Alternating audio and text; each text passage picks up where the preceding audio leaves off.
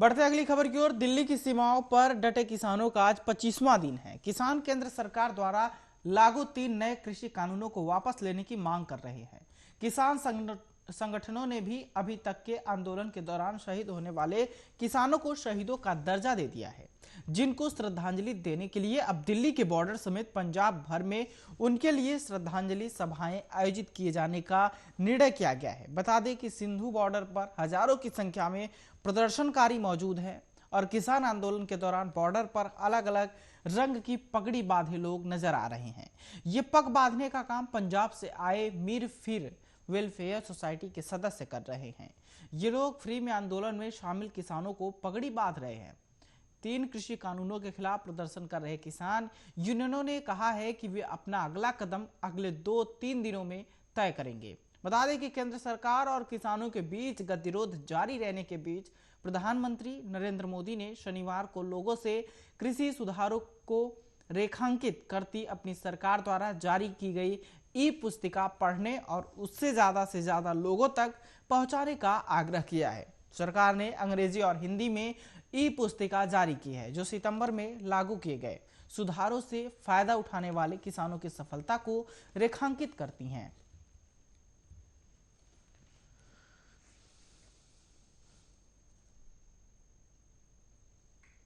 बढ़ते अगली खबर की ओर। उत्तर प्रदेश में पिछले 24 घंटों में मौसम का मिजाज पूरी तरह से बदला हुआ नजर आ रहा है।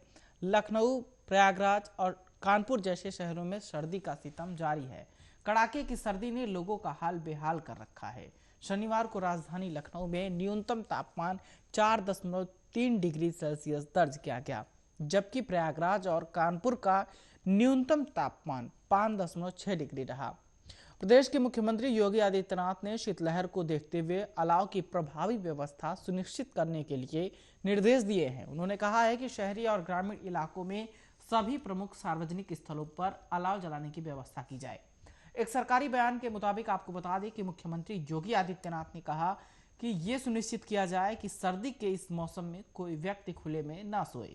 गरीबों और निराश्रितों को शीतलहर में राहत प्रदान करने के लिए प्रदेश सरकार ने रैन बसेरों की व्यवस्था की है। सभी जरूरतमंदों को रैन बसेरों में आश्रय प्रदान करने के निर्देश देते हुए उन्होंने कहा कि रैन बसेरों में सुरक्षा और स्वच्छता के समुचित प्रबंधन किए जाएं।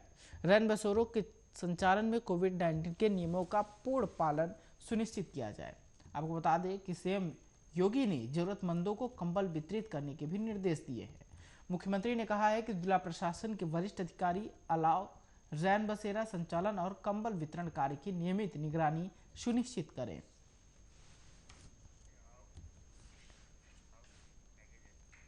बढ़ते हैं अगली खबर की ओर। पश्चिम बंगाल में टीएमसी को एक बार फिर बड़ा झटका लगा है। ममता के बड़े सिपहलसार शुभेंदु अधिकारी बीजेपी में शामिल हो गए हैं। गृह मंत्री अमित शाह की मौजूदगी में शुभेंदु ने बीजेपी में शामिल हुए हैं। इस पर देखिए आर्या न्यूज की एक खास रिपोर्ट।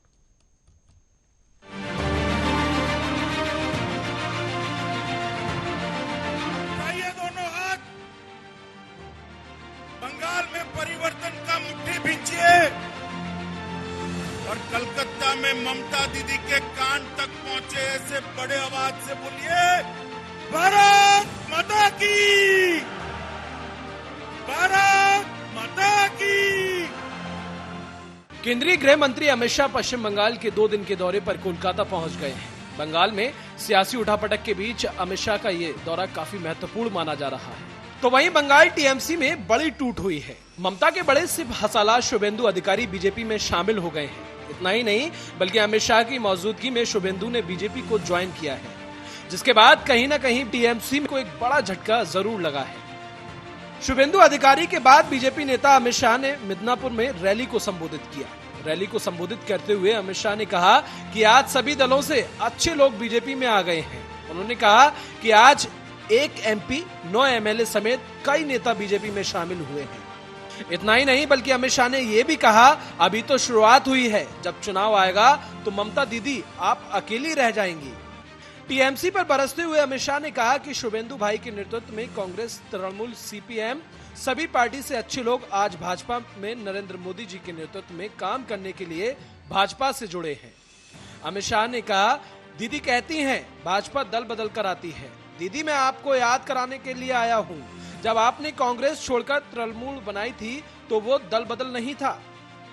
दीदी कहती है कि भारतीय जनता पार्टी दल बदल कराती है।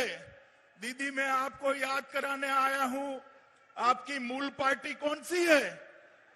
तृणमूल कांग्रेस थी क्या? जब आप कांग्रेस छोड़कर तृणमूल बनाई तब वो दल बदल नहीं था।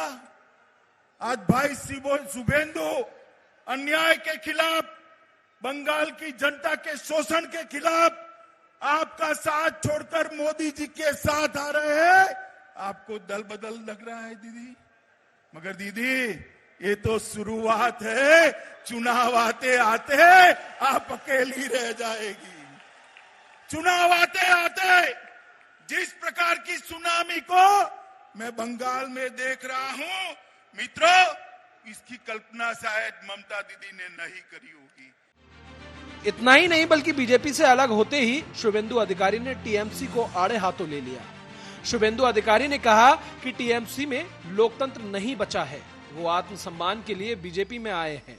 शुभेंदु अधिकारी ने यह भी कहा कि बंगाल की हालत बहुत खराब है, अगर यहाँ की हालत सुधारनी है तो यहाँ की बागडोर पीएम नरेंद्र मोदी के हाथों में सौंपनी पड़ेगी। बहरहाल मिदनापुर रैली में पश्चिम बंगाल की मुख्यमंत्री ममता बनर्जी को जोर का झटका लगा है। पार्टी के दिग्गज नेता शुभेंदु अधिकारी बीजेपी में शामिल हो गए हैं। उनके साथ कई टीएमसी विधायक भी बीजेपी में शामिल हुए हैं। Special desk, RN news.